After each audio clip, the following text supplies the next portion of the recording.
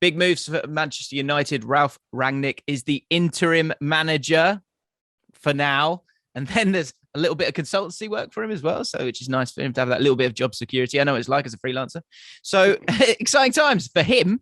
But what will this mean for Manchester United? Hugh, this is your team. You've been exasperated with the decisions that the hierarchy have made over the last few years. How do you feel about this one? Well, who would have thought it? Manchester United making a sensible football decision for the first time since Sir Alex Ferguson left the club, to be perfectly honest. I mean, this is a guy, Ralf Rangnick, who's been called in Germany a visionary. He's inspired the likes of Jurgen Klopp and Thomas Tuchel. You know, he's spoken about a little bit like Marcelo Bielsa, in that so many coaches from his part of the world have used his methods. He's done fantastically well, helping to build basically from scratch RB Leipzig and RB Salzburg. And I think in terms of being basically a director of football, he would be superb. He's also going to lay the foundations, I think, for a possible Mauricio Pochettino incoming next summer, because he does like to play that pressing game.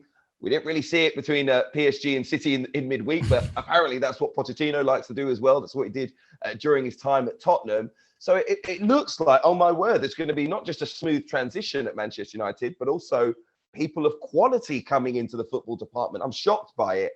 And I think the players are going to be shocked by it too, to be perfectly honest, because they've rested on their laurels for quite a while under Ole Gunnar Solskjaer. And I think there could be some serious casualties in that Manchester United squad. Maybe they won't be leaving the club, but there's going to be a few big names who find themselves on the bench. The question is who? Well, yes, I think there are going to be, if you're Rangnick, what's he going to serve up? He wants to serve up a high pressing omelette. And you're going to have to break some eggs to create that, I think. And one of those eggs could well be, stick with me, Ronaldo, because the way that Rangnick is going to want to set up this team, he said famously that you're not, when it comes to pressing, it's a bit like being pregnant. You're not half pregnant. You're either pregnant or you're not. And the same goes for pressing. Either you're pressing or you're not. And that's what he's going to want to do. And he's got the personality and the passion to implement that here. But if he does that, then Cristiano Ronaldo is not that player. You spoke about it with PSG, and there's been a lot of talk about you can't defend with 7 players. I think when it comes to Rangnick and what he wants to see, you can't even do it with 10. And so I see him not being a starter really for Man United anymore. Maybe in the next few games, certainly I would expect against Chelsea, but despite him being, and he's been fantastic in terms of his goal return so far this season. But the problem you will have is that I think Rangnick is going to want to play either a 4-3-3 or a 4-2-2-2, which you've seen with Hassan Hüttl at Southampton. And that was taken from Rangnick himself. And when you do that, you need a sort of a whole, cover of pressing options, and it starts from the front. So I think Ronaldo becomes a 65th minute substitute for Man United in the future. Maybe not in the recent future, but very, very soon, because I just can't see how it works. Certainly by the start of next season, he won't be a starter if Rangnick has his way. And he's very clear on the idea that it's not about just getting 11 players together and get the best 11 that you've got available to you and make it work, which is what was happening for the last 3 years, I would say. It's about having your system in place and finding the right personnel, and the importance of the scouting system for that and the recruitment. Like I say, now there's nowhere to hide. Rangnick is not going to give them anywhere to hide. And I want to see that. I want to see a reaction. I want to see players fighting for their place in the team. And I want to see the ones that put in the most work, that are going to play to that style and system that he wants in the team. And I want to see Manchester United go and challenge for trophies if they can, a couple of cups this season because the league is gone.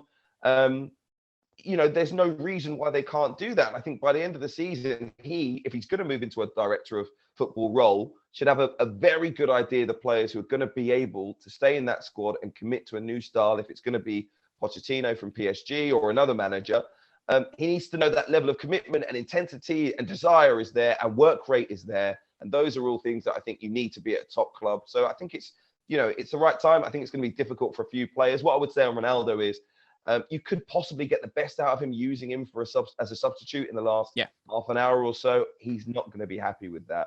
I think if it is the 4-2-2-2, where there's 2 up front and maybe he gets a little bit of support beside him, he'll go and try and press.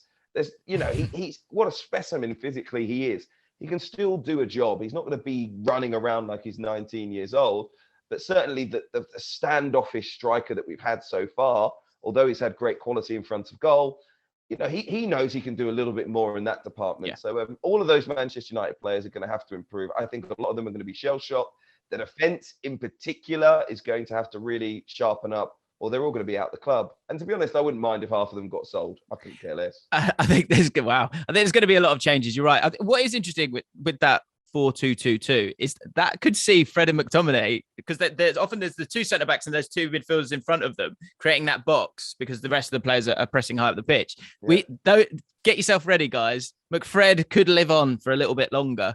But, you know, you talk about Pogba coming into his final year. There is going to be so many changes as well because he doesn't totally fit this system either. There's going to be a lot of changes. Will it get them into the top 4, though, Hugh? Do you think they'll be able to kind of sneak in there? Yeah, I think it will, actually. I think there's so much quality when you really think about the Manchester United squad. And there's depth. You know, once players start to get injured at other teams, they might not have, you know, when they get to 18, 19, 20, 21 on their squad list, you know, the same sort of quality that a Manchester United does. So over the course of the 38 games, I still think things will go in their favour, particularly with someone like Rangnick in charge. And I think they will sneak into 4th place, but it is certainly going to be 4th, and it's going to be some distance from the top 3.